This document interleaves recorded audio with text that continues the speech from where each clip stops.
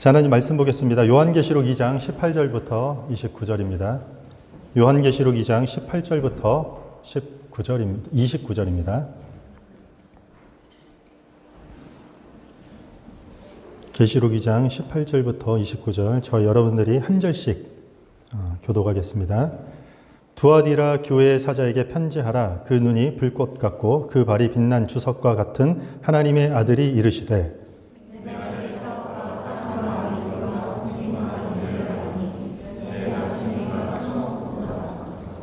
그러나 네게 책망할 일이 있노라. 자칭 선지자라 하는 여자 이세벨을 네가 용납함이니 그가 내 종들을 가르쳐 꾀어 행음하게 하고 우상의 제물을 먹게 하는도다.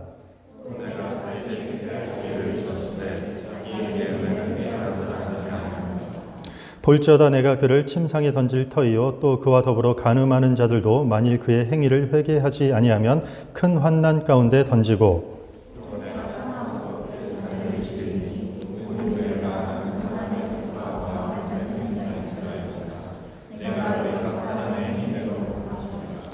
두아디라에 남아있어 이 교훈을 받지 아니하고 소위 사탄의 깊은 것을 알지 못하는 너에게 말하노니 다른 짐으로 너에게 지울 것은 없노라. 이기는 자와 끝까지 내 일을 지키는 그에게 만국을 다스리는 권세를 주리니,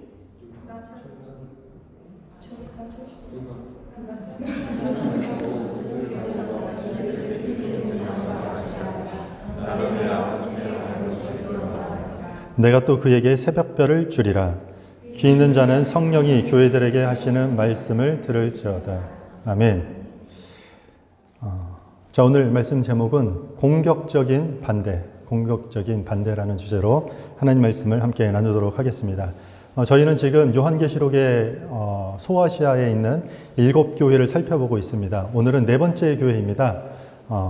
두아디라 교회입니다.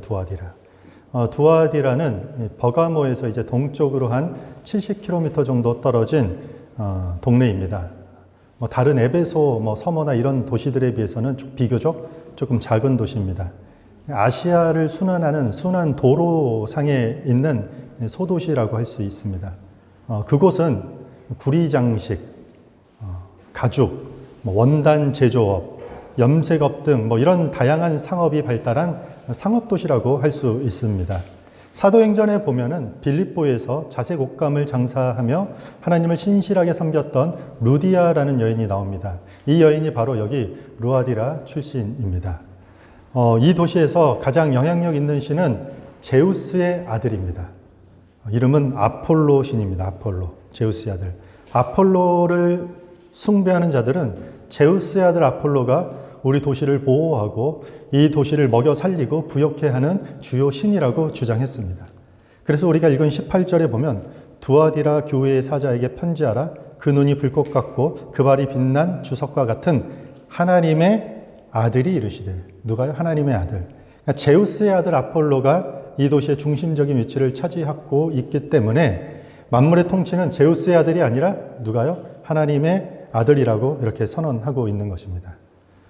두아디라는 상업이 아주 발전한 도시였습니다. 상인조합을 중심으로 이루어지는 미신적인 이 우상숭배 이런 음란한 제사가 빈번하게 행해지는 도시였습니다. 이런 도시에서 바른 신앙을 지켜내며 살기란 쉬울까요? 어려울까요? 당연히 다른 교회들과 같이 믿음 지키기 어려운 환경이라는 것입니다. 그런데 오늘 말씀을 보면은 두아디라 교회는 주님으로부터 굉장한 칭찬을 받게 됩니다. 우리 19절 여러분들이 함께 읽겠습니다. 시작.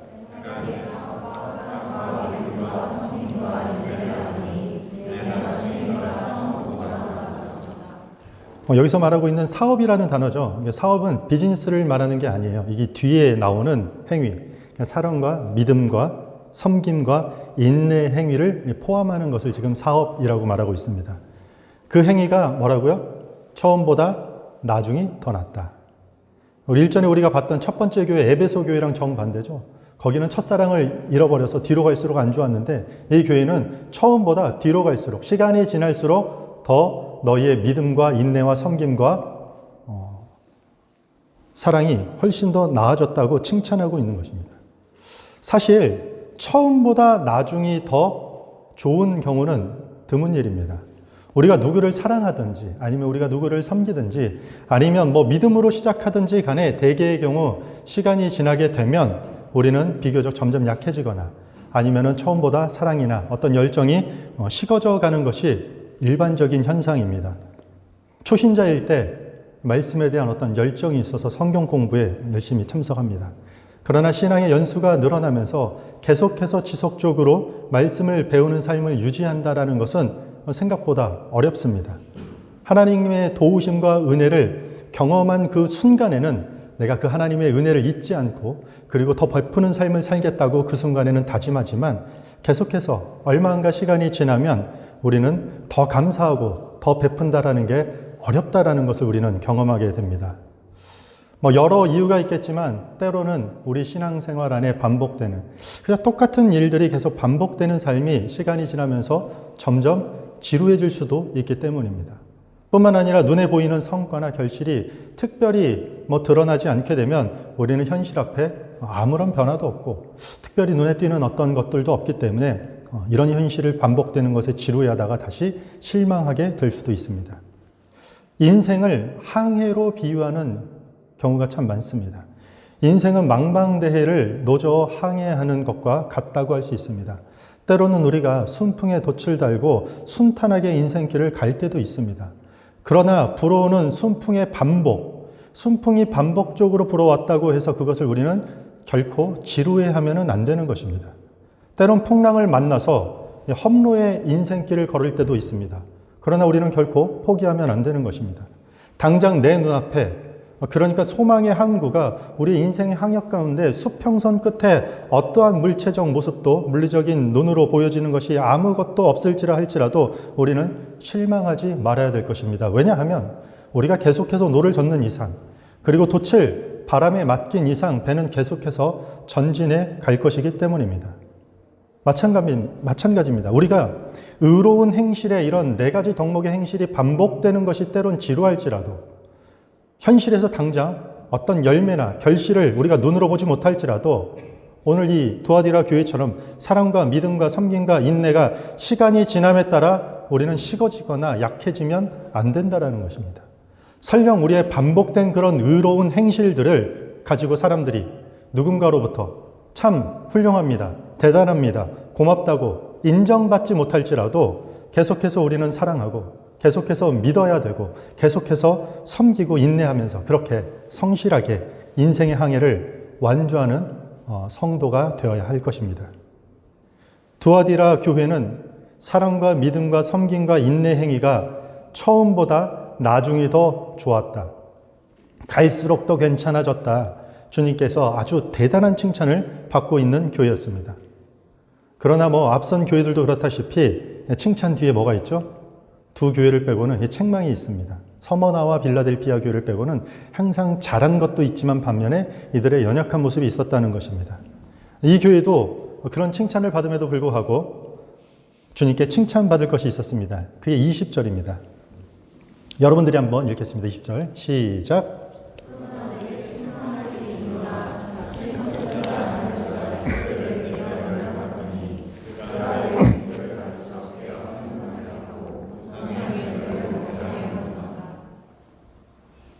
교회에 자칭 선지자라고 칭하는 여자 이세벨이라는 사람이 있다고 하는 것입니다.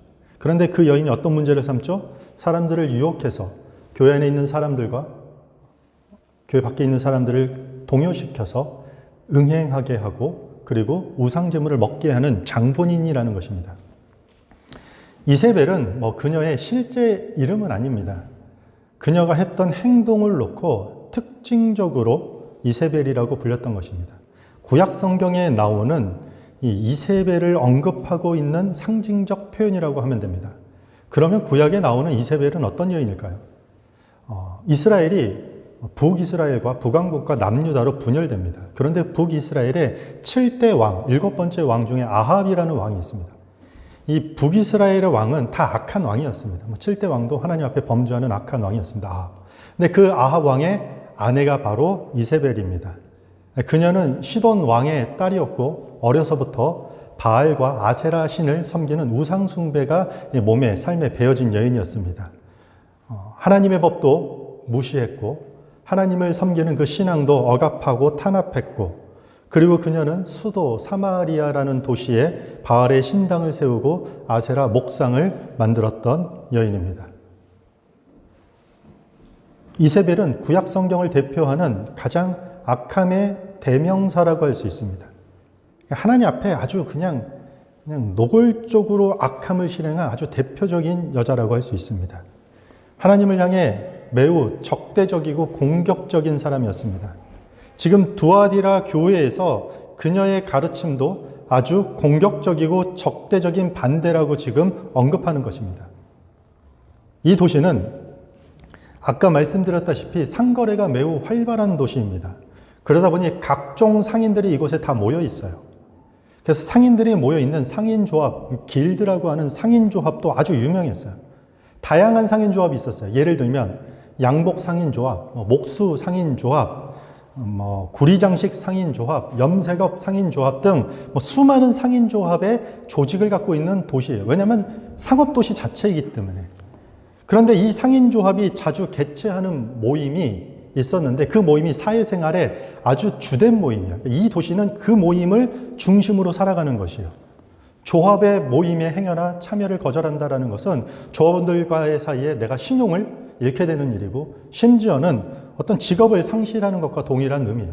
그러니까 한마디로 상인조합 모임에 참석해야지 정상적인 경제활동과 상업활동을 할 수 있다는 것이에요. 그런데 이 모임의 성격이 아주 대놓고 노골적으로 반신앙적인 종교성을 띠고 있었다는 것입니다.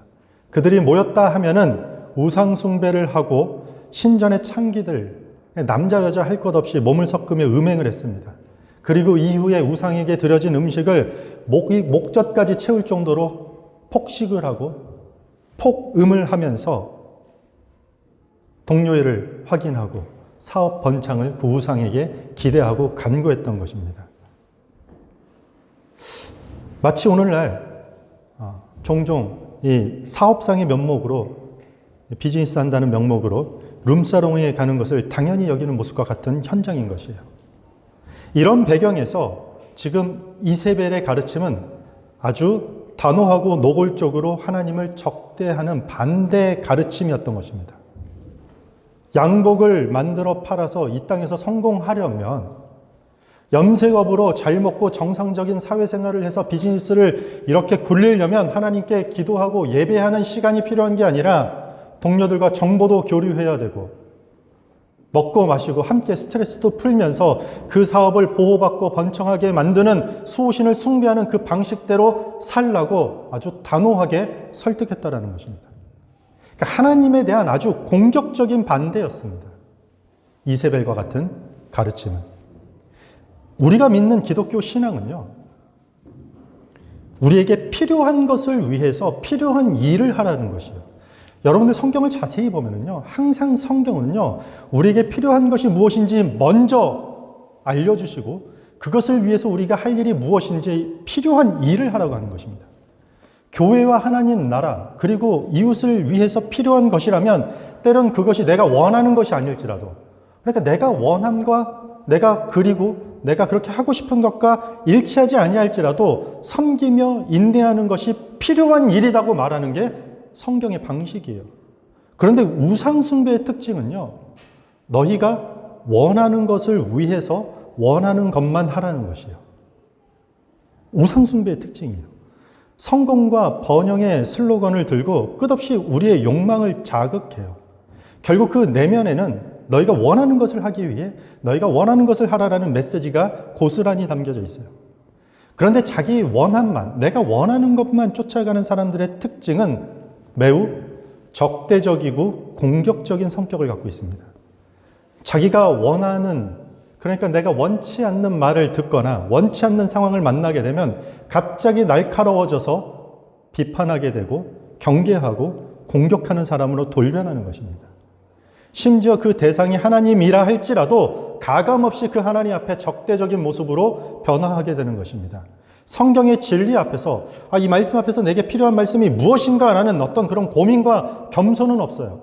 내가 원하는 것을 듣거나 경험하지 않으면 그게 비단 대상이 하나님이라 할지라도, 그게 말씀이라 할지라도 경계하고 가차없이 적대적인 자세를 취한다라는 것입니다. 그래서 사입이나 이단에 빠지게 되면요, 공격적인 사람이 돼요. 아주 뭔가를 다 적대적인 사람으로 바뀌게 되는 것이요. 이단들 빠진 사람 어떻습니까? 사입이 직장 막 다 때려치고 학교 다 그만두고 가정까지도 팽개치고 자기가 원하는 대로 다 하는 것이에요. 왜요? 자기가 원하는 것을 쫓아가는 과정 가운데 원하는 대로 다 해버리는 것이에요. 자기가 원하지 않는 이야기를 들으면 친구와 가족까지도 인연을 다 끊어버리는 것입니다. 이러한 현상은 비단 이단이나 사이비에 빠진 사람들만의 이야기는 아니에요. 안타깝지만 현대 그리스도인들 중에서도 이런 모습들이 우리 삶 가운데 들어와 있다는 것이요. 자기가 원하는 것을 쫓는다라고 하면 교회 안에서 조금 천박해 보이잖아요. 그래서 이런 것들은 아주 멋지고 아름다운 단어로 다 포장해버립니다. 그래서 신앙으로 위장하면은요, 해결하기가 참 어려워요. 차라리 믿음 없는 사람들이 뭔가 하나님 앞에 나아가기가 쉬운데, 믿음으로 다 아름다운 걸로 포장해버리면 참 어렵다라는 것이에요. 돈을 너무 갈망하는 그 현상을 성공과 열정으로 딱 포장해버립니다. 자신의 게으름과 나태함은 저는 큰 욕심 없는 삶을 살겠습니다라는 그런 아름다운 겸손한 문구로 다 예쁘게 포장해버립니다. 자신의 그 내면 안에 들끓는 그런 이기적인 욕망은 저는 독립적인 사람이라고 그럴듯하게 포장을 하는 것입니다. 그런데 막상 성공의 기로가 막히게 되면 욕심 없는 삶에 아니면 혼자만 이기적으로 살겠다라는 그 독립적인 삶에 뭔가 지장이 생기면 갑자기 공격적이고 적대적인 사람으로 바뀌게 되는 것이죠. 원하는 만큼의 돈을 소유하지 못해 신경이 매우 날카로워져요. 그래서 돈이 아닌 하나님과 이웃을 사랑하라는 말에는 갑자기 적대적이고 공격적인 사람으로 변해버리는 것이죠. 돈 얘기만 나오면 갑자기 공격적인 사람으로 돌변하게 되는 것이죠. 게으름과 나태한 삶을 지적하면서 모든 아름다운 삶의 열매는 마치 땀 흘려 수고한 농부의 손끝에서 시작하는 것과 비롯된 것과 같다라고 말하게 되면 모든 사람이 다 열심히 살 필요는 없습니다라며 목에 핏대를 세우는 모습을 볼 수 있습니다. 이기적인 자신의 삶의 영역에 타인이 조금만 들어오게 되면 몹시 불편해합니다. 상대방의 사랑과 상대방의 관심조차도 자기가 원하는 타이밍에 자기가 원하는 방식과 방법대로 다가오지 않으면 언제든지 공격적이고 적대적인 사람으로 돌변해버리는 것입니다. 1세기 두아디라 우상 숭배했던 이 이세벨의 가르침의 모습만 그런가요? 아니면 현대 그리스도인들의 삶에 이런 모습이 없다고 우리가 자신할 수 있겠습니까? 여러분들은 이 땅에 살면서 그토록 원하는 것이 무엇입니까? 우리 원하는 것들 있잖아요. 그게 무엇입니까? 그리고 그 원하는 것들을 가만히 살펴보면 여러분들은 어떤 멋진 그럴싸한 신앙이나 윤리적으로 괜찮은 덕목의 단어들로 포장하고 있습니까? 과연 그것이 하나님 앞에서 정말로 필요한 것들인지 우리가 반드시 점검해야 될 필요가 있습니다. 신앙생활은 그 점검을 하지 않으면 그때부터는 다 나락으로 떨어지게 되는 것입니다. 그 원하는 것들이 만약에 지장이 생기면, 아니 그 원하는 것들을 내가 이루는 과정에 어떤 제약이 생기고 뜻과 계획대로 되지 않는 일이 돼서 갑자기 내가 공격적인 사람이 되고 적대적인 사람으로 변한다면 차라리 그것은 필요 없는 것이 되는 게 나을 수도 있다라는 것입니다. 이세벨의 가르침은 자기의 원함과 충돌하거나 자기의 뜻과 뭔가 불편함을 주게 되었다면 기독교 신앙에 대해서 아주 공격적이고 적대적인 형태를 띠었던 성격의 모습이었던 것입니다. 우리가 지난주에 살폈던 버가모 교회의 문제가 적당한 타협이었잖아요. 적당한 타협이라면 두아디라 교회는 노골적으로 하나님을 대적하는 자가 교회 안에 있었고 교회는 그런 자들을 뭐라고요? 용납했다는 것이죠. 그냥 그렇게 하게 용납했다는 것이에요. 두아디라 교회는 그런 가르침을 용납한 것이에요. 어쩌다가 그렇게 공격적이고 하나님을 향해 적대적인 가르침까지 이 교회는 용납할 수 있었을까요? 왜 그랬을까요? 원래 장점이 단점이 되듯이 지금 두아디라 교회의 칭찬이 약점이 된 것이에요. 서로 사랑하고 믿어주고 섬기고 인내해주는 그들의 장점이 오히려 약점이 되어서 악한 것조차도 용납하고 받아주게 된 것이에요. 상인조합이 있었다고 했죠. 다양한 상업의 직종에 따라 각각의 조합마다의 자기 수호신을 가지고 있어요. 그러니까 신이 한두 개가 아니에요. 아주 잡다한 우상 숭배를 하고 있어요. 다양한 조합의 모임은 잡신 숭배 혼합지대라고 할 수 있어요. 이것을 조금 정확한 용어로 하면 다원주의가 이미 자리 잡았다는 것이죠. 다원주의란요, 다양성을 인정하는 것이요. 그리고 다양한 의견을 존중하자라는 것이요. 두아디라 교회는 그 도시에 팽배했던 다원주의 사상을 의도적이든 의도적이지 않든지 일단 용납하게 된 문제를 갖고 있었다는 것이죠. 여러분들 다양성을 인정하고 다양한 의견을 존중하자라는 말을 얼핏 들으면 어떨까요? 되게 생각이 깨어있고 아주 괜찮은 주장으로 들릴 것입니다. 요즘과 같이 모든 것을 품고 포용하고 용납하는 것이 미덕인 시대에 부합하는 아주 괜찮은 개념이라 우리는 생각할 수 있을 것입니다. 그런데 여러분들 다원주의, 종교다원주의, 다문화주의 이런 단어들을 가까이 들여다보면요, 이상하게도 다원주의자들은 다양한 것을 용납할 수 없겠다라는 그 의견은 절대로 용납하지 않습니다. 그러니까 다 용납할 것 같다라는 주장을 내세우지만 결국은 다 용납하는 것은 받아들일 수 없겠다라는 의견은 받아들이지 않는다라는 것이요. 각각을 각각 가지고 있는 개념을 그것을 인정하고 수용하자라는 개념이 하나님만 참 하나님이라는 기독교 신앙만큼은 결코 인정할 수 없다라는 것이요. 그것만은 용납할 수 없다라는 것이요. 그러니까 다원주의가 모든 걸 수용하는 게 아니라 단 하나를 안 받아들이는 거예요. 뭐요? 하나님만이 참 하나님이라는 것만큼에 대해서는 아주 적대적이고 공격적으로 받아주지 않는다라는 것이요. 함정이고 모순이에요. 아주 공격적인 반대라는 것이죠. 우리가 살아가는 이 캐나다는요, 다문화주의예요. 그렇죠. 그래서 이 다문화 정책을 가지고 뭐라고 하죠? 영어로 샐러드 볼이라고 해요. 다양한 이 볼 안에 다양한 것들이 섞여서 살아가는 공동체. 소수 집단이나 다른 문화적 배경의 다양성을 우리가 더 포용하고 받아들이자라는 것이 캐나다의 특징이에요. 물론 성경도요, 혈통적으로 문화적으로 하나님의 백성을 구분지으면 안 된다라고 얘기해요. 다양한 민족, 다양한 성격의 백성들을 다 하나로 포용해 왔던 것이 기독교의 역사이기 때문에 서로 다름을 인정하고 존중하는 태도는 기독교적이고 당연한 태도예요. 하지만 이 다문화주의에서도요, 실제로 다문화주의가 받아들이기 어려운 일들이 너무나도 많아요. 캐나다에 이 무슬림 유학생들이 유학을 많이 와요. 그런데 이 유학생들 중에 결혼한 사람들도 많아요. 유부남이에요, 남자들. 그런데 아내는 고국에 집에 가둬두고 여기 와가지고 총각 행세를 하는 것이죠. 클럽이나 학교에서 만나는 사람하고 막 연애를 해요. 이 아무것도 무슬림이 아닌 여자들은 피해자가 되는 것이에요.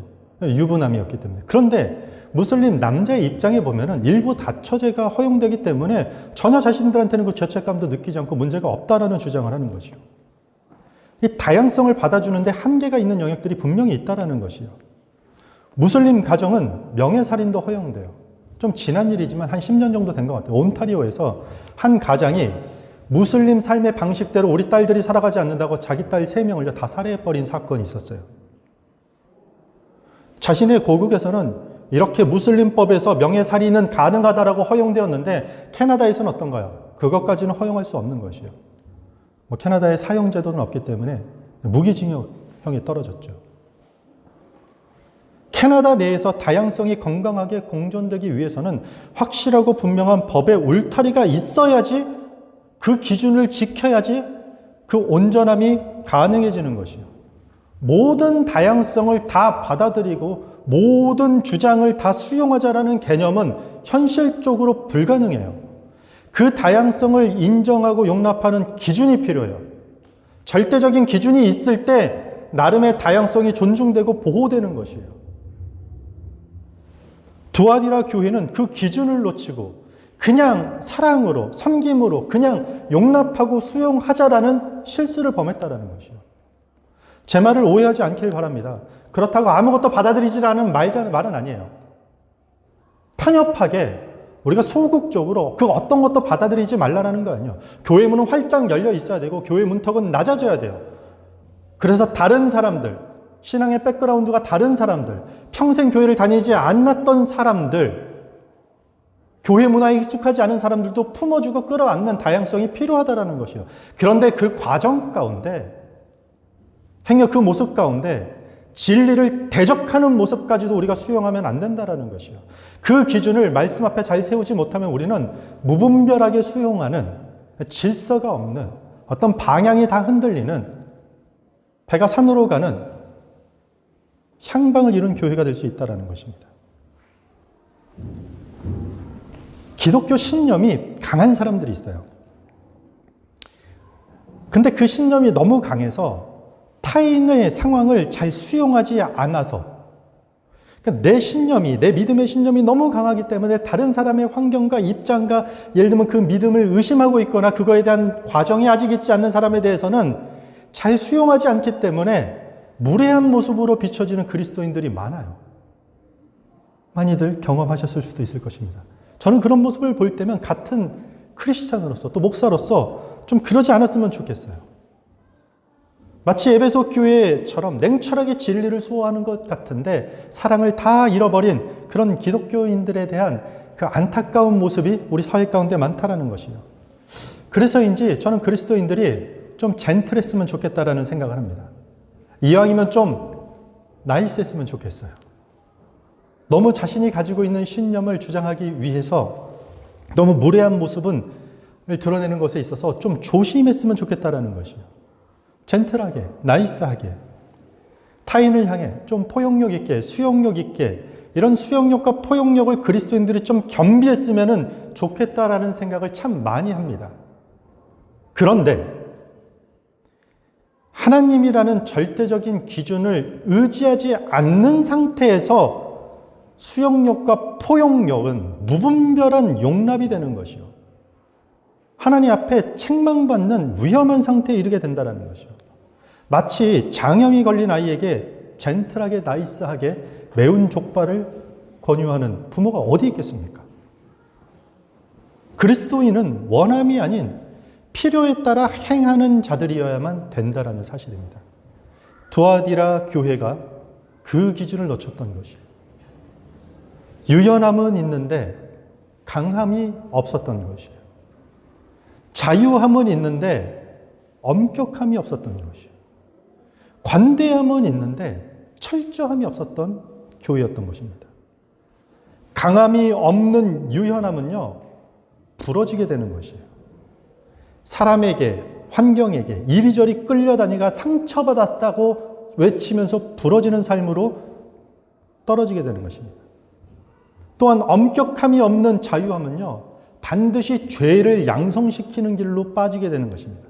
자유롭게 막 뛰돌다가 그게 죄인지도 모르고 넘지 말아야 될 선을 넘어버립니다. 또한 철저함이 없는 관대함은 질서를 무너뜨려요. 어떤 체계를 다 무너뜨리게 되는 것입니다. 너그럽게 이것저것 그냥 다 무분별하게 수용하다가 어떤 문제가 땅 터지게 되면 도대체 원인이 무엇인지 어디서부터 잘못됐는지 아무것도 모르는 채 와르르 무너지게 되는 것입니다. 21장에서 그런 교회를 향해 이렇게 이야기합니다.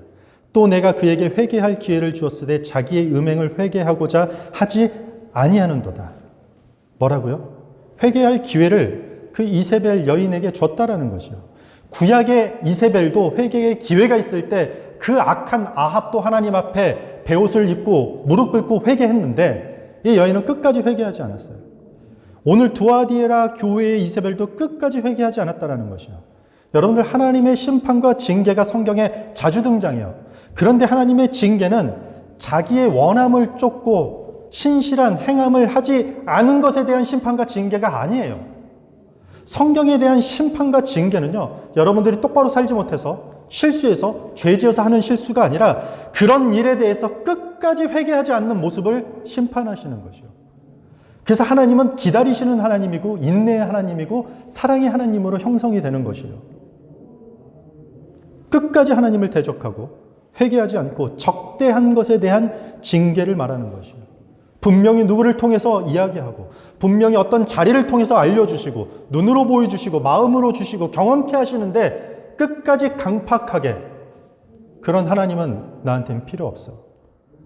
나는 지금 그럴 상황이 아니라 나는 예배에 갈 시간 그런 상황이 아니야. 나는 그런 하나님께 기도할 상황이 아니야. 한 푼이라도 더 벌고 한 시라도 더 뛰어야 되고 하나라도 더 준비하고 더 쉬고 더 개발하고 세상 가운데 더 적응해 나가는 게 더 중요한 일이야 라면서 하나님을 적대적인 태도로 그 하나님을 향한 예배, 그 하나님을 향한 섬김, 그 하나님을 향한 모든 것들 앞에 공격적인 태도를 취하는 것입니다.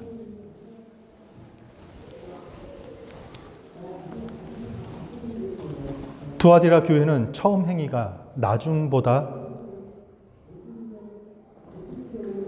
처음 행위보다 나중이 더 좋았다고 칭찬을 받습니다. 우리도 시간이 지날수록 세월이 지날수록 하나님과 형제를 향한 그 사랑과 열정이 사라지지 않고 더 뜨거워지고 더 그냥 농도가 짙어지는 그런 사랑과 믿음과 인내와 섬김을 간직하는 그런 성도가 되기를 주님의 이름으로 축복합니다. 말씀을 정리하겠습니다. 두아디라 교회는 하나님을 향한 공격적이고 적대적인 가르침을 용납하며 결국 책망을 받게 됩니다. 행여 우리의 삶에, 저와 여러분들의 삶에 나 자신의 그 원함만 쫓다가 내가 원하는 것들이 실패하거나 문제가 생기면 하나님을 향해서 진리를 향해서 말씀을 향해서 언제든지 공격적으로 대적한 적이 있었다라면 여러분들 회개하시기 바랍니다. 성경도 충분히 그럴 수 있다라고 말하고 있어요. 그러니 회개하라고 우리에게 다시 초청하고 있습니다. 그것들이 죄악인지 불의함인지 아무것도 모른 채 모든 것을 우리가 포용하고 수용한 게 미덕으로 생각해서 악한 것 선한 것 상관없이 그냥 싸그리 무분별하게 우리가 수용하고 용납했다면 그것을 회개하시기 바랍니다. 하나님이라는 절대적인 진리의 기준 안에서 하나님 말씀이라는 그 절대적인 기준 안에서 죄악과 불의함을 우리는 철저히 걷어낼 필요가 있을 것입니다. 동시에 우리는 다양한 사람, 다양한 문화, 다양한 삶을 사랑으로 수용하고 포용할 수 있는 그런 교회와 성도가 될 것이라 확신합니다. 우리 다 같이 자리에 서서 우리 찬양하겠습니다.